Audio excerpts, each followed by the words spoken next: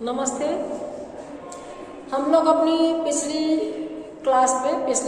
Online class में video में BA part second के सेकंड पेपर के नाटक हस्तिनापुर की बात कर रहे थे।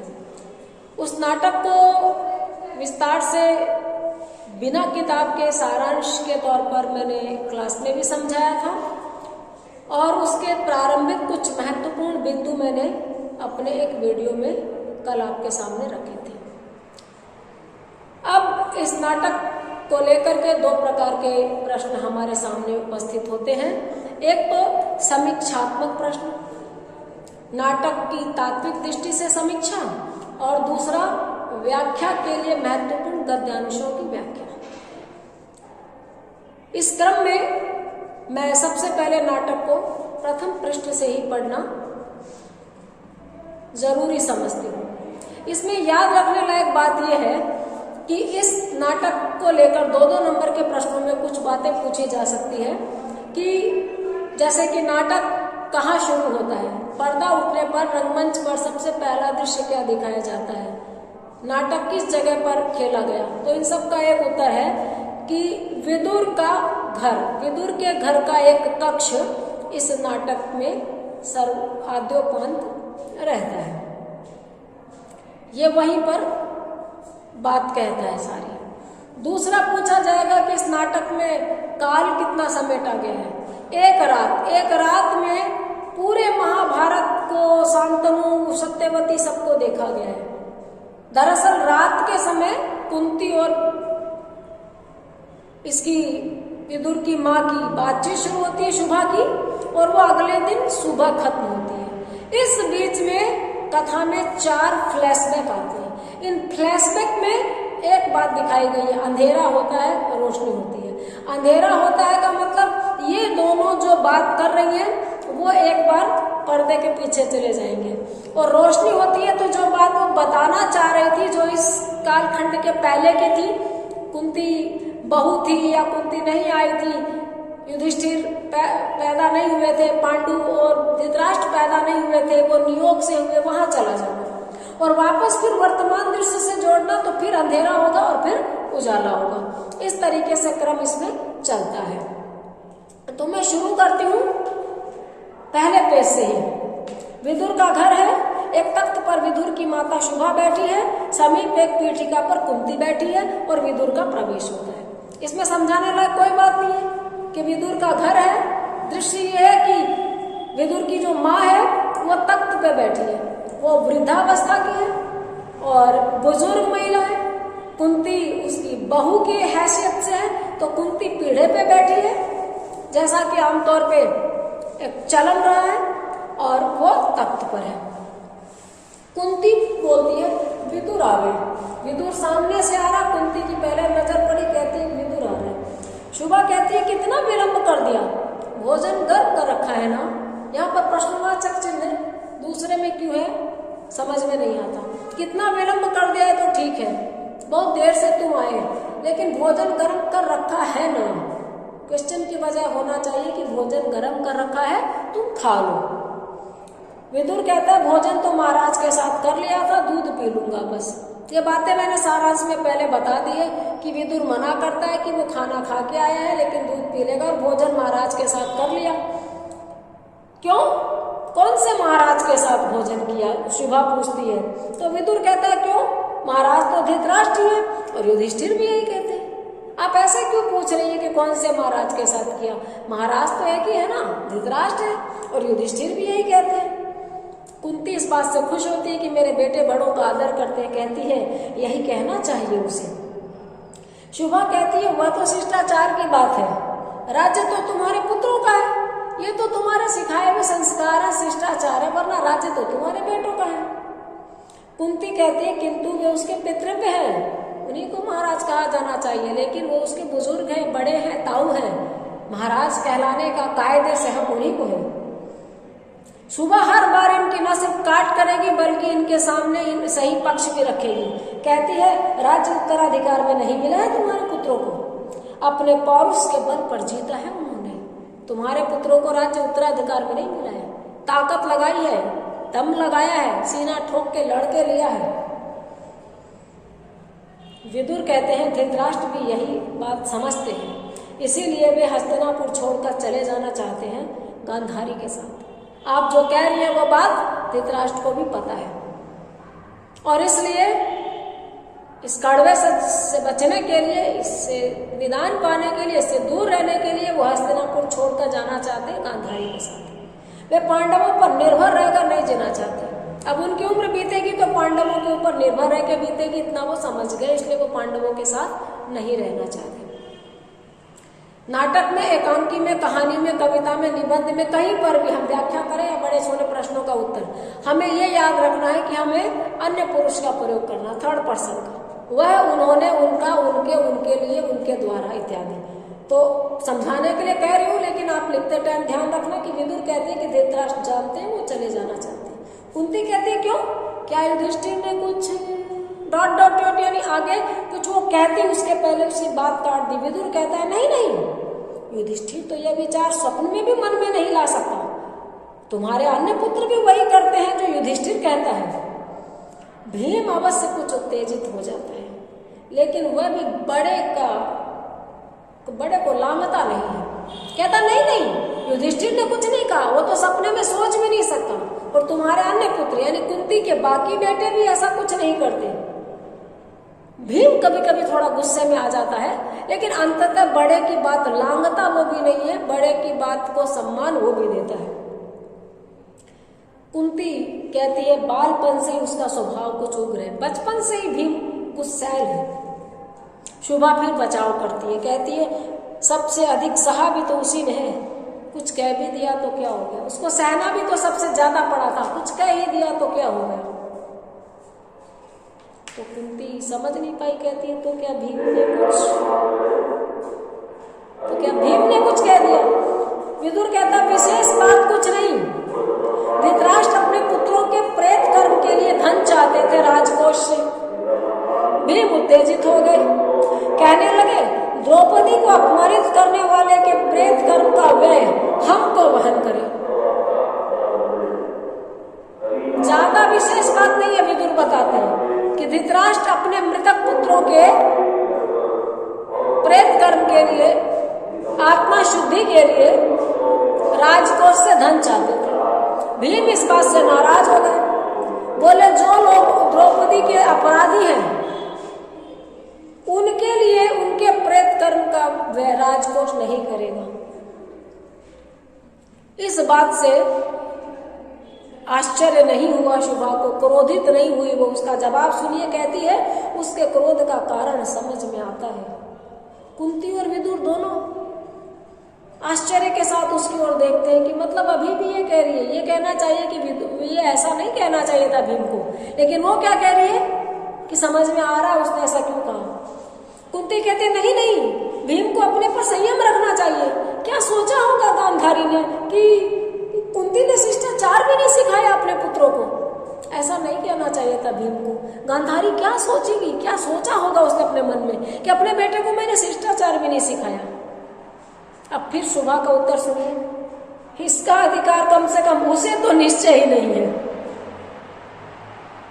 गांधारी के बेटों ने क्या क्या किया है, अगर गांधारी सोचे तो उसका तो अधिकार ही नहीं है कि वो कुंती के बेटों को अनुशासन सिखाए।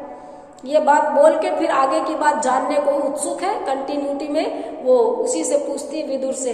फिर मतलब आगे मान गए। फिर मैंने कहा ना क्षणिक उत्तेजना है भीम में, युधिष्ठिर की आज्ञा से बाहर नहीं आ गए। हाँ मान गए बाद में भीम, मैंने कहा तो था, कह रहे उसने तो पहले ही कहा था विदुर ने कि वो अपने बड़े भाई की आज्ञा से बाहर नहीं है, मान गए। कुंती कहती है तो फिर वो हस्तिनापुर क्यों छोड़ देना चाहते हैं, जब बात मान ही गए तो हस्तिनापुर क्यों छोड़ देना चाहते हैं।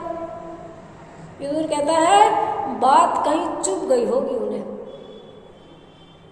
भविष्य में हर बात पर इसी तरह अपमानित होना पड़ेगा, यह सोचकर ही शायद बात चुप गई कहीं, और भविष्य में अब हर बार ऐसे ही अपमानित होना पड़ेगा, यही सोचकर शायद यानी शायद डॉट डॉट डॉट आगे वो रोक लेती है। ये कथन को रुकने का संकेत होता है। बीच में ही शुभा बोलती है इतना संवेदनशील नहीं है अंधा, गांधारी का ही आग्रह रहा होगा।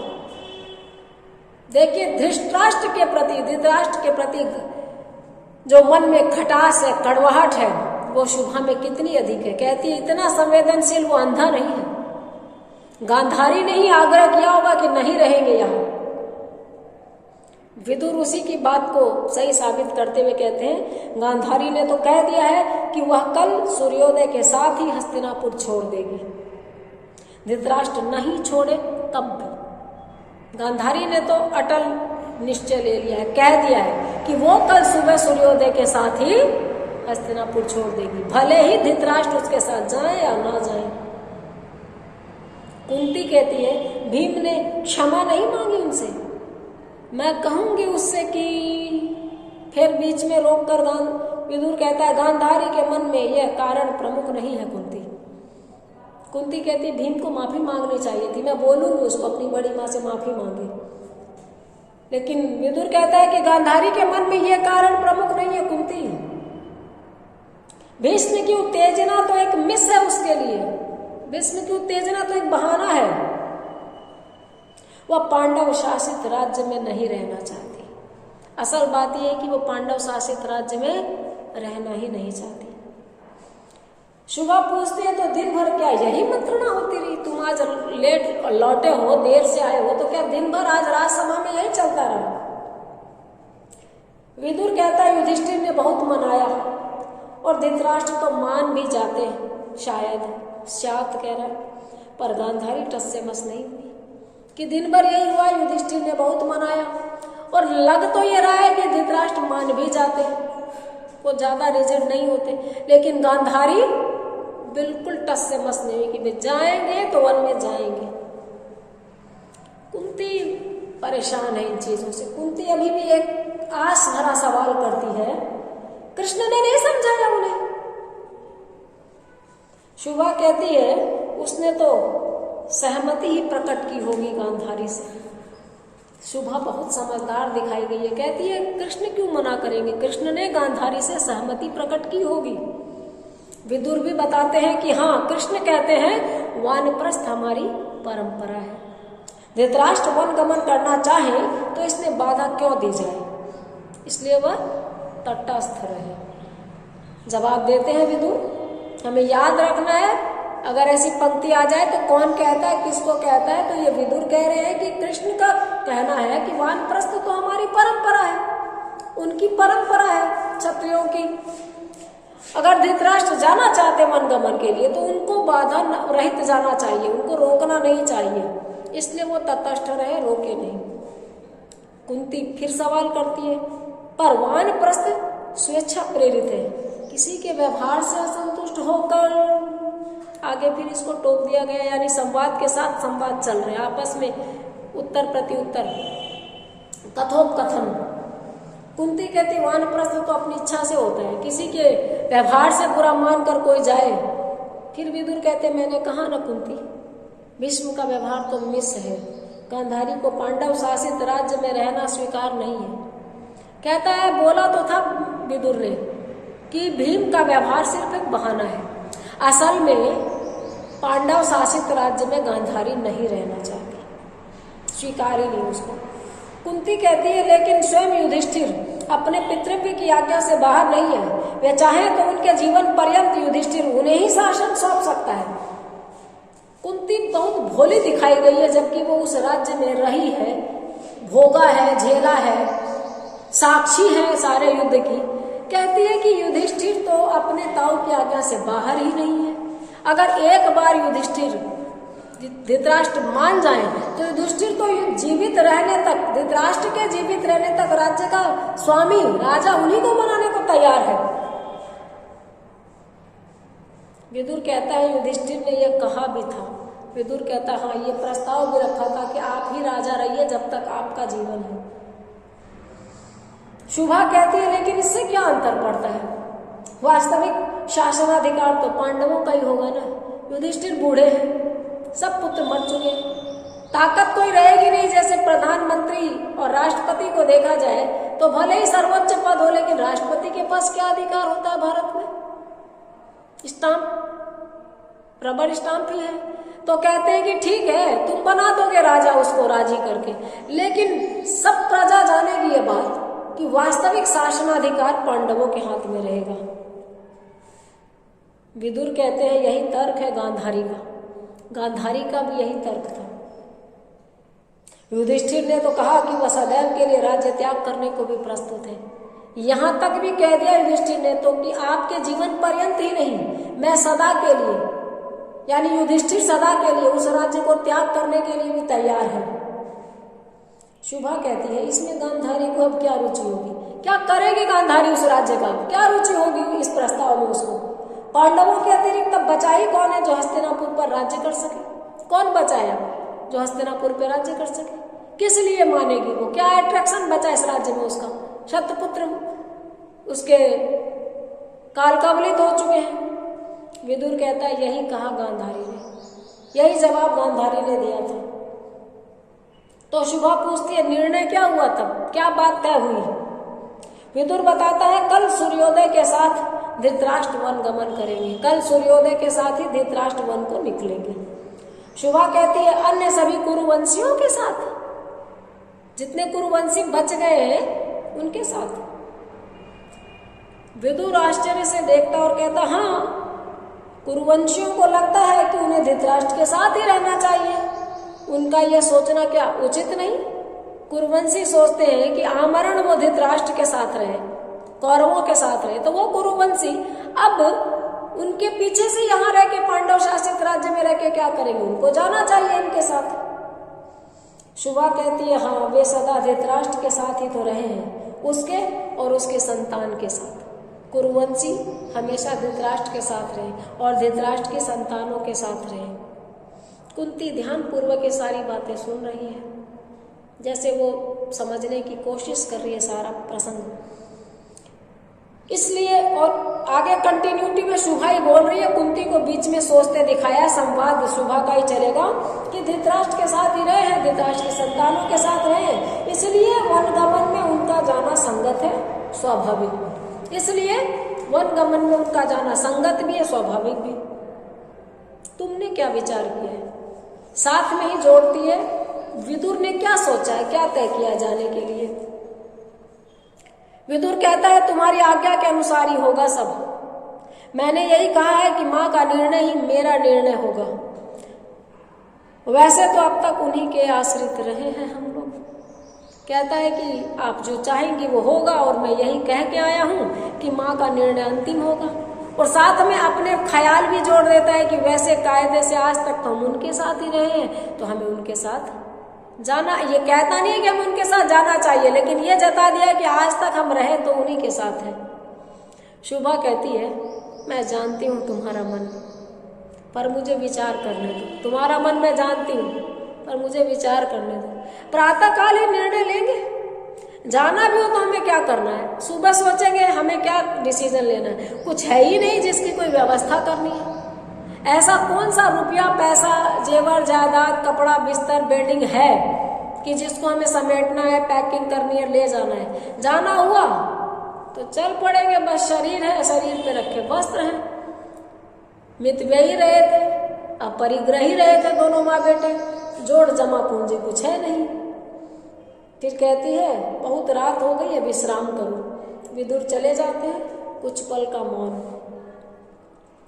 विदुर के साथ बस बहुत कम संवाद हुए। अब पूरी रात कुंती और शुभा जगेगी और बात करेगी। कुंती कहती है गांधारी को जाना ही हो तो वह कुछ दिन पश्चात भी जा सकती थी, लेकिन इस घटना के पश्चात वह भी समस्त कुरुवंशियों के साथ, कितना बुरा लगेगा सबको। कहती है अगर गांधारी को जाना था ना तो कुछ दिन बाद जाती। भीम ने जो बात कह दी उसके बाद एक ब्रेक देती, 5-7 दिन बाद जाती। इसने कहा और उसके तुरंत बाद वो जा रही है, और वो भी सारे कुरुवंशियों को लेकर के। प्रजा को कैसा लगेगा, सबको कितना बुरा लगेगा। शुभा बहुत निर्मम हो रही है, लेकिन गलत नहीं है अपनी जगह। कहती है इसमें बुरा लगने की क्या बात है कुंती, इसमें बुरा लगने की क्या बात है, जा रही है स्वाभाविक है। और कुरुवंशी तुम्हारे पुत्रों की भावना का ध्यान क्यों रखेंगे। दूसरी बात, कुरुवंशी क्यों रखेंगे तुम्हारे पुत्रों की भावना का ध्यान।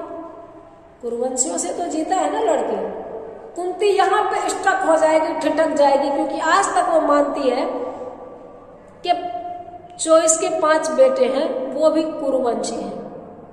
वो पांडव और कौरव की बात अभी नहीं समझ रही है। कुंती कहती है क्यों? मेरे पुत्र कुरुवंश के नहीं है। कुरुवंशी तुम्हारा भावना का ध्यान क्यों रखेंगे? इस बात का वो जवाब मांगती है कि क्यों मेरे बेटे कुरुवंशी नहीं है, कुंती के बेटे कौरव नहीं है। शुभा कहती है वे कुरुवंशियों के शत्रु हैं, उनका राज्य छीना है तुम्हारे पुत्रों ने। तुम्हारे बेटे कुरुवंशी नहीं है, कुरुवंशियों के शत्रु हैं, उनसे राज्य छीना है। कुंती कहती है शत्रुता दुर्योधन से थी और उसके भाइयों से, समर्थकों से, समस्त कुरुवंश से नहीं थी। शत्रुता तो दुर्योधन से थी मेरे पुत्रों की, और दुर्योधन के भाइयों से थी और उसके समर्थकों से थी जो युद्ध में उसकी तरफ लड़े। सारे कुरुवंशियों से थोड़ी थी। शुभा क्या जवाब देती है? लेकिन समस्त कुरुवंश दुर्योधन का समर्थक था। किसी कुरुवंशी ने साथ दिया तुम्हारे पुत्रों का? कि तुम कुछ भी कह लो, लेकिन एक बात पे गौर करो कि सारे कुरुवंशियों ने साथ तो दुर्योधन का दिया, कोई सिंगल कुरुवंशी तुम्हारे तरफ तो नहीं था। ये अलग है, वो अलग है। आगे जो चर्चा होती है हम नेक्स्ट वीडियो में देखेंगे। तब तक आप इसको ध्यान से सुनिए, बने रहिए। छोटे बड़े प्रश्नों का उत्तर इन संवादों में मिलेगा आपको। Have a nice day.